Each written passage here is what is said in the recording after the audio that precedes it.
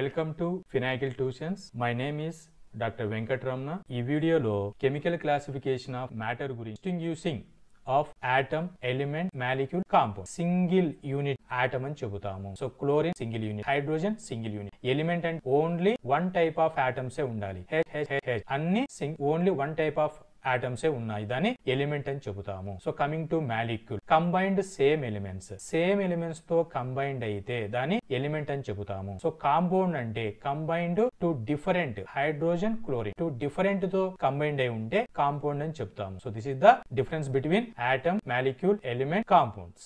So final గా మనం ఇప్పటి వరకు ఏం చూసామండి? మ్యాటర్ లో ప్యూర్ సబ్స్టెన్సెస్ లో మనం ఏం చెప్పాం? ఫిక్స్డ్ కాంపోజిషన్ ఉంటుంది. అంటే వాటర్ తీసుకున్నాము, వాటర్ లో హైడ్రోజన్, ఆక్సిజన్ లో 2:1 రేషియో ఉంటుంది.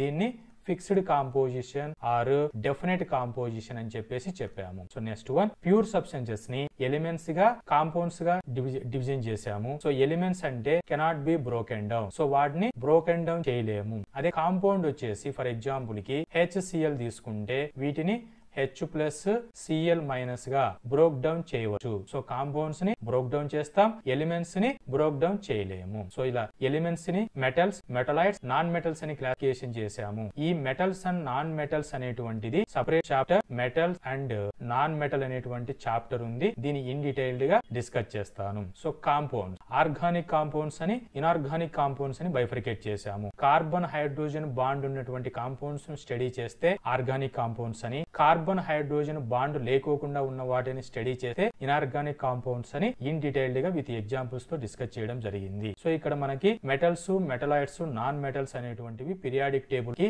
Metals 92 metals, metalloids 7 metalloids, total non metals 19 అనేటువంటివి ఇలా క్లాసిఫై చేయడం జరిగింది పీరియాడిక్ టేబుల్ లో. పీరియాడిక్ టేబుల్ క్లాసిఫికేషన్ చాప్టర్ లో ఇన్ డీటెయిల్డ్ గా ఎక్స్ప్లెయిన్ చేయడం జరుగుతుంది. Hope this. Thank you.